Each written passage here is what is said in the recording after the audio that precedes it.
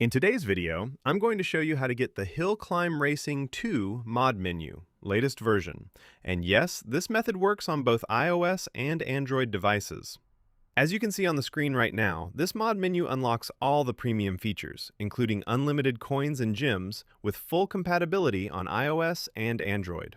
This Hill Climb Racing 2 mod comes with a wide range of powerful options, such as all cars unlocked, unlimited coins and gems, always win races, maximum vehicle upgrades, and much more.